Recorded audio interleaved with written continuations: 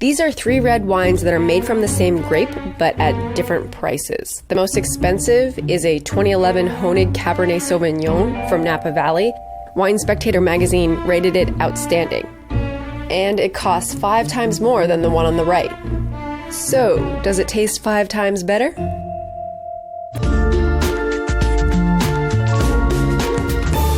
"19 Vox staffers tasted and rated each of the wines, and almost half of them correctly identified the most expensive one, but that's not because they liked it more. Very nuanced, complex, didn't enjoy it. Their average ratings for the cheapest and the most expensive wine, they were actually the same. I'm glad I have cheap taste.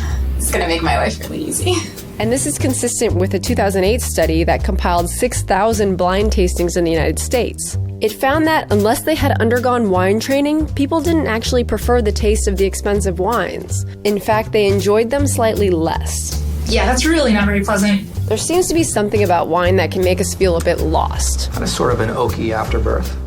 And that's probably why a single movie can move the whole wine market. That's tasty. That's 100% Pinot Noir. Single vineyard. They don't even make it anymore. After Sideways was released, sales of Pinot Noir jumped compared to other red wines. And sales of Merlot? I am not drinking any Merlot! They slowed down. But who decides what good wine is? There are professional judges that give medals at competitions, but they're really inconsistent. One statistician showed that most wines that received the highest score in one competition also got the lowest score in another. This is the distribution of gold medals that you would expect if they were awarded by random chance. It looks a lot like the actual distribution of gold medals in US wine competitions.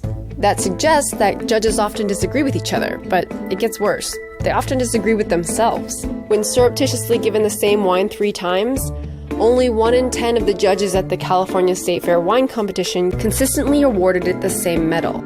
Wine ratings published in magazines can be all over the map too. Here's how 2 top critics described the same wine in 2004.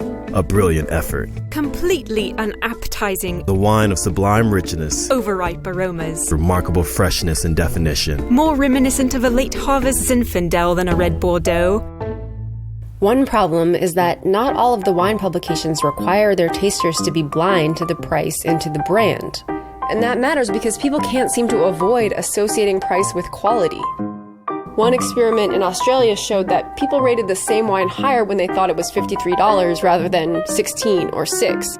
But get this, the experimenters had actually made that wine objectively worse by adding tartaric acid. It didn't matter. The price tag overwhelmed their own taste buds. In another study, scientists scanned the brains of people tasting wines that they thought were either $10 or $90. In reality, it was the same wine, but when they thought it was expensive, their brains showed more activity in a region associated with pleasant tastes and smells. So, expensive wines may actually taste better after all, as long as you know that they're expensive. But you can feel free to finish it if you want. I'll take the expensive one.